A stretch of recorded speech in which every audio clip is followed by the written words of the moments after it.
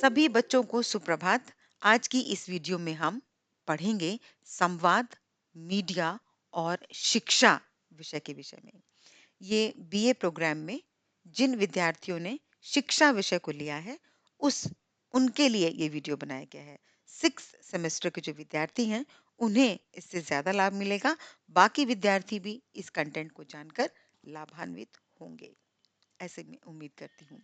तो सबसे पहला शब्द है इसमें संवाद, मीडिया और शिक्षा। अगर आप इस शीर्षक को समझ पाते हैं, तो इस पेपर को समझना आपके लिए आसान होगा और पेपर को अटेम्प्ट करना भी आपके लिए इजी हो जाएगा। तो हम सबसे पहले आज देखेंगे संवाद का मतलब क्या होता है। संवाद यानी कि बातचीत करना। आपने और हमने अक्सर अपने जीवन में अपनी ज़रूरतों की पूर्ति के लिए या दूसरों की ज़रूरतों की पूर्ति के लिए बातचीत की है। तो आज हम तकनीकी रूप से ये समझने की कोशिश करेंगे कि संवाद क्या होता है। दो लोगों के बीच की गई बातचीत को हम संवाद के रूप में जानते हैं। यहाँ पर देखिए, ये ए है और ये व्यक्ति बी है। ए व्यक्ति ने बी से कहा कि मैं अपने घर जा रहा हूँ। क्या ये बातचीत पूरी हो गई? नहीं। ए ने बी को केवल एक संदेश दिया है, एक जानकारी दी है कि वो अपने घर जा रहा है। अब अगर बी ने उसकी बात को सुन लिया है, तो वो उसका कुछ भी रिस्पॉन्स कर सकता है। जैसे कि वो अपने घर नहीं जा रहा है, या फिर ठीक है, तुम अपने घर चले जाओ, इस तरह की बात। और जब बी ने ए को जो आंसर दिया है, ए उस उत्तर को हाँ, नहीं या फिर कोई दूसरी बात कहकर ये अभिव्यक्ति देता है कि उसे बी की बात समझ आ गई है। तब हम ये मानते हैं कि ये संवाद पूरा हो गया है, ये बातचीत पूरी हो गई है। इसका मतलब संवाद का अर्थ है कि एक व्यक्ति ने दूसरे से कुछ कहा, दूसरे व्यक्ति ने उस बात के प्रति अपनी अभिव्यक्ति, अपनी सहमति या असहमति या उसमें कुछ और जानकारियां ऐड ऑन करके पहले व्यक्ति को दी, और पहले व्यक्ति ने इस बात को माना कि ओके, ये बात ऐसी है। तब हम कहेंगे कि वो बातचीत पूरी हो गई है। और ये तकनीकी रूप से संवाद इसी को कहेंगे। एक ने जानकारी दी, दूसरे ने उस जानकारी के प्रति सहमति या असहमति दर्शाई, और फिर पहले व्यक्ति ने उसके बारे में कुछ कहा या माना। जैसे कि ए ने फिर हाँ या नहीं में बी को एक रिस्पॉन्स दिया, तब ये बातचीत पूरी मानी जाएगी। यानी कि 3 स्टेप्स होंगे एक बात के पूरा होने में। दूसरा कॉन्सेप्ट है इसमें मीडिया का। मीडिया का मतलब क्या होता है? ऐसे यंत्र या ऐसे माध्यम जिससे हम एक व्यक्ति से दूसरे व्यक्ति तक, या फिर एक व्यक्ति से के द्वारा बहुत सारे व्यक्तियों तक किसी सूचना का प्रसार या प्रचार किया जाता है, या उसको कोई सूचना दी जाती है। उन माध्यमों को हम मीडिया के रूप में जानते हैं, या मीडिया के माध्यम के रूप में जानते हैं। जैसे कि एक व्यक्ति या बहुत सारे व्यक्तियों से एक साथ बात करने का जो माध्यम है, वो आपका मीडिया कहलाता है। ठीक, मीडिया मतलब मीडियम से माध्यम बना है। इसके बहुत सारे माध्यम हैं, जैसे कि हमारे पास यूट्यूब है, व्हाट्सएप ग्रुप्स हैं, दूरदर्शन है जिसको आप टेलीविज़न के रूप में जानते हैं, समाचार पत्र हैं, न्यूज़पेपर, इंस्टाग्राम, ट्विटर, या फिर इस तरह के और भी तरीके जिनके माध्यम से बहुत सारे सोशल ऐप्स हैं, जिनसे आप एक व्यक्ति से दूसरे व्यक्ति तक या बहुत सारे व्यक्तियों तक अपने सूचनाओं को, अपनी जानकारियों को साझा कर पाते हैं। जैसे कि टेलीग्राम भी है एक, जिसमें आप सैकड़ों लोगों के साथ एक साथ एक संदेश को साझा कर सकते हैं। तो मीडिया का मतलब आप समझ रहे हैं कि किसी भी जानकारी को, किसी भी बात को, किसी भी अनुभव को आप एक साथ एक व्यक्ति से या फिर बहुत सारे लोगों के साथ साझा कर सकते हैं। और इसी में जो तीसरा कॉन्सेप्ट है, वो है शिक्षा का। कि शिक्षा एक निरंतर चलने वाली प्रक्रिया है, जिसमें हम नई नई चीजें लगातार जानते हैं, देखते हैं, उन्हें अनुभव करते हैं, फिर उन अनुभवों को अपने जीवन की अलग-अलग स्थितियों में इस्तेमाल करते हैं। है ना? अपनी आवश्यकताओं को पूरा करते हैं और दूसरों की आवश्यकताओं की पूर्ति में मदद भी करते हैं।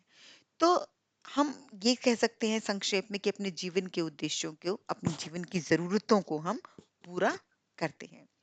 तो शिक्षा लगातार चलेगी, चाहे आप चाहें, चाहे आप ना चाहें। मतलब कोई भी इंसान चाहे या ना चाहे, वो लगातार सीखता है। अच्छी या बुरी बात, कुछ भी सीखेगा, लेकिन सीखेगा ज़रूर। अब समझने वाली बात ये है कि हमने इन जो 3 कांसेप्ट देखे यहाँ पर, सबसे पहला कांसेप्ट क्या देखा था? संवाद। फिर उसके बाद हमने देखा मीडिया और तीसरा देखा शिक्षा। इन तीनों का अंतर संबंध ही हमें इस पेपर में पढ़ना है। यानी कि संवाद का मीडिया पर और मीडिया का शिक्षा पर और शिक्षा का संवाद पर क्या प्रभाव पड़ेगा। हमें इन तीनों कॉन्सेप्ट्स को समझना क्यों ज़रूरी है। तो सबसे पहले हम देखेंगे यहाँ पर मीडिया का संवाद पर प्रभाव। अब ये तो आपने देख लिया ना कि संवाद क्या है। एक व्यक्ति से दूसरे व्यक्ति तक हमने बात कही, फिर उसने उसका रिस्पॉन्स किया और हमने उस रिस्पॉन्स को ठीक या गलत या जैसे भी करके एक अभिव्यक्ति दी। यानी कि 3 स्टेप्स में आपकी बातचीत पूरी होगी। और मीडिया क्या है? एक ऐसा माध्यम है जो एक साथ बहुत सारे लोगों से बातचीत करने का अवसर देता है। तो ऐसे में क्या होगा? मीडिया का कम समय में, बहुत कम समय में आप एक बटन क्लिक करते हैं, सिर्फ एक बटन दबाते हैं और आपकी सारी सूचनाएं हजारों, लाखों, करोड़ों लोगों तक पहुंच जाती हैं। यूट्यूब के माध्यम से, फेसबुक के माध्यम से, है ना? इंटरनेट के माध्यम से, क्योंकि वो भी मीडिया का एक माध्यम है, इंटरनेट भी। तो आपने सिर्फ एक बटन दबाया और एक पूरी जानकारी करोड़ों लोगों तक पहुंच गई। तो बहुत कम समय में सूचनाओं का प्रवाह इसमें हो जाता है, यानी कि बहुत फास्ट स्पीड से चलता है।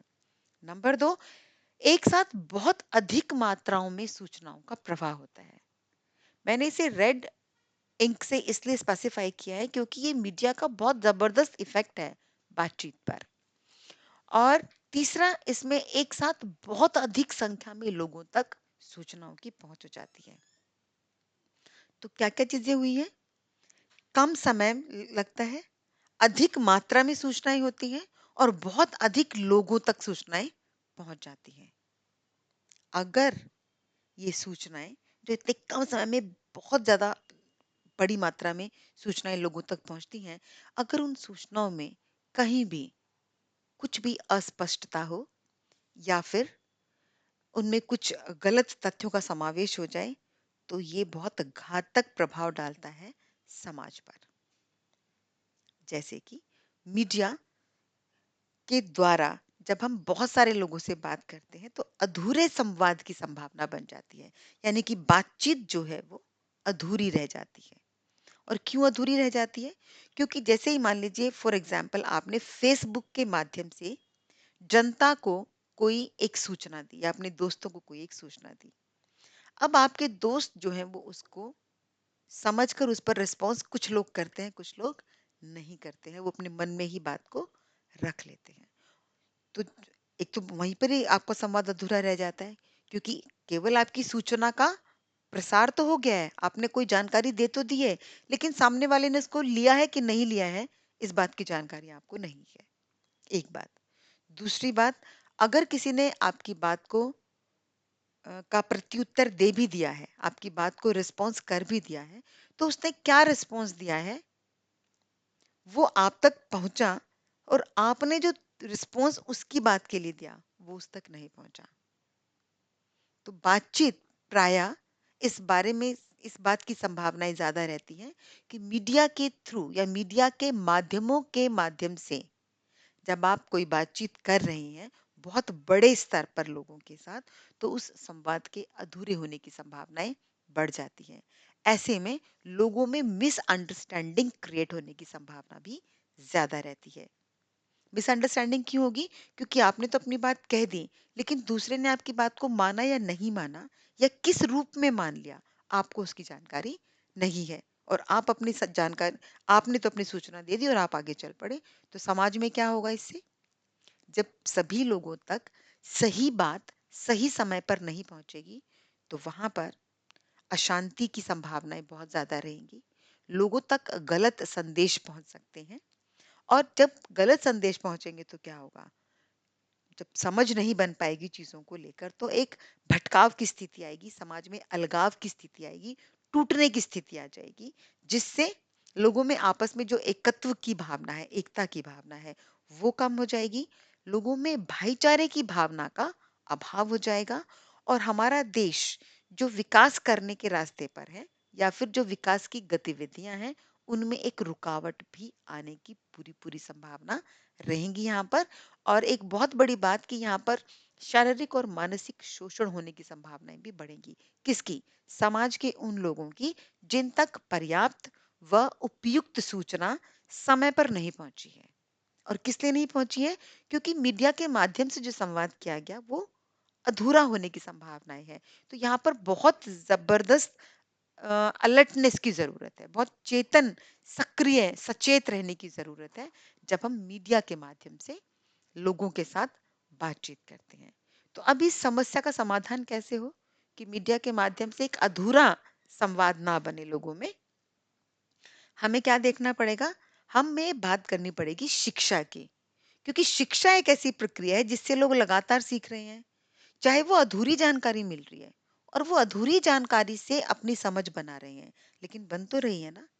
तो यहाँ पर शिक्षा की भूमिका सबसे ज्यादा महत्वपूर्ण हो जाती है, क्योंकि शिक्षा एक ऐसा माध्यम है जो हमारे संवादहीनता को कम करेगी। यानी कि जो गैप आ गया है, ए ने एक जानकारी दी, बी को पता नहीं चला, एक स्थिति ये है। दूसरी स्थिति ये है कि उसको जानकारी तो मिली, लेकिन आधी अधूरी मिली या वो उस जानकारी को रिस्पॉन्स नहीं कर पाया, उसने उसका प्रत्युत्तर नहीं दे पाया। और अगर दे भी दिया है तो ए ने वापस उसके आंसर को कंसिडर किया या नहीं किया, इस बात की जानकारी नहीं मिली। तो जो शिक्षा है, उससे उसके माध्यम से लोगों में चेतना पैदा की जाएगी, जागरूकता पैदा की जा सकेगी, की जा सकती है। इसीलिए हम ये कहते हैं कि शिक्षा होना बेहद ज़रूरी है। या फिर शिक्षा के ये भी इसको इस तरीके से भी देख सकते हैं कि जो शिक्षा के विद्यार्थी हैं, उनको हम संवाद और मीडिया क्यों पढ़ाना चाहते हैं? ताकि उनमें ये चेतना आए, ये जागरूकता आए कि बातचीत का अर्थ ये होता है और मीडिया के साधन इस तरीके से बात करते हैं, तो हमें इस तरीके से बात करनी चाहिए।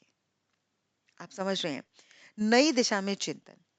शिक्षा जो है वो आपको एक ही वस्तु को, एक ही घटना को, एक ही अनुभव को अलग-अलग दृष्टियों से देखने का अवसर देती है। आप एक बात को अलग-अलग तरीके से समझ सकते हैं, अलग-अलग तरीके से उसके बारे में जानकारी पा सकते हैं। इससे आपके अंदर एक नई सोच का, नए विचारों का उद्भव होगा, जो आपको अलग-अलग विविधतापूर्ण स्थितियों को समझने में मदद करेगा। बहुपक्षीय संवाद व विविधतापूर्ण संवाद करेगी शिक्षा, क्योंकि हमने कहा ना कि मीडिया के बहुत सारे माध्यम हैं। जैसे आपको एक माध्यम से सूचना मिली, तो आपके पास उत्तर देने के लिए दूसरा एक माध्यम है। आपको मान लीजिए फेसबुक से कोई सूचना मिली है, तो वहां पर जो भी ईमेल दिया है, टेलीफोन नंबर दिया है, आप किसी दूसरे माध्यम से तत्काल उस पर रिस्पॉन्स कर सकते हैं, उसके बारे में बातचीत कर सकते हैं वहां पर। तो कैसे पता चलेगा हमें इन सब बातों के बारे में? जब हमें शिक्षा प्राप्त होगी, या ये कहूं कि जब हम शिक्षित होंगे। शिक्षा जो है वो व्यक्ति में सोचने समझने की क्षमताओं का विकास भी करती है, क्योंकि मैंने जैसे अभी अभी कहा कि वो अलग अलग घटनाओं को अलग अलग दृष्टिकोण से देखने का एक रास्ता देती है, एक तरीका बताती है कि आप इसको ऐसे भी देख सकते हो। क्योंकि एक ही, जैसे एक सवाल को करने के 10 तरीके हो सकते हैं, ऐसे ही किसी एक बात को समझने के और उसके बारे में अपनी अभिव्यक्ति देने के, उसके बारे में बात करने के भी बहुत सारे तरीके हो सकते हैं। और शिक्षा जो है वो लोगों में तर्क की शक्ति का विकास करती है, विश्लेषण करने की शक्ति का विकास करती है। वो इस बात को प्रेफ़रेंस देती है, जो शिक्षित लोग होते हैं, वो इस बात को प्रेफ़रेंस देते हैं कि वो दूसरों की बात को एज़ इट इज़ सुनकर नहीं मानेंगे, बल्कि अपने जीवन के अनुभवों के आधार पर, अपनी जानकारियों के आधार पर, जो नई जानकारी मिली है, उसका विश्लेषण करेंगे कि वो कितना ठीक या कितना गलत हो सकती है। उनके अपने जीवन पर या उनके आस-पास के लोगों के जीवन पर किस तरह का प्रभाव वो सूचनाएँ डाल सकती हैं, इसके बारे में जो शिक्षित व्यक्ति है वो अलग-अलग एंगल्स के साथ देख सकता है और समझ सकता है। कहने का मतलब ये कि जो शिक्षा है वो व्यक्ति को एक अलग तरीके से सोचने की दिशा देती है, रास्ता बताती है। तो ऐसे में ये बिल्कुल बहुत महत्वपूर्ण हो जाता है कि जो संवाद है उसका शिक्षा के साथ क्या संबंध होगा और शिक्षा का मीडिया के क्या साथ संबंध है और मीडिया का संवाद के साथ क्या संबंध है। इस पूरे इन तीनों बिंदुओं के संबंधों को समझना, अंतर संबंधों को समझना इस विषय की अ, आधारभूत जरूरत है और उसका उद्देश्य भी है। तो आप देखेंगे कि मीडिया के माध्यम से हमने बहुत सारे लोगों से क्या किया, संवाद किया। अब वो संवाद प्रभावी हो, सार्थक हो, रचनात्मक हो और समाज के विकास में मदद करने वाला हो, इसमें शिक्षा एक अहम भूमिका का निर्वाह करेगी। तो आज की वीडियो में इतना ही। अगर आपको ये वीडियो समझ आता है तो बहुत अच्छी बात है। अगर आपको कोई भी कंफ्यूजन रहता है तो आप मुझे जो इनबॉक्स है आप मुझे मैसेज कर सकते हैं वहाँ पर और आप पूछ सकते हैं उसके बारे में कोई भी प्रश्न। आपके सभी प्रश्नों का, आपकी सभी शंकाओं का स्वागत है। मैं प्रयास करूंगी कि अगले वीडियो में मैं उसका समाधान कर पाऊँ। तब तक के लिए अपना ख्याल रखें, अपनों का ख्याल रखें और लगातार शिक्षा प्राप्त करते रहें। सार्थक, रचनात्मक और सकारात्मक। Take care, bye bye.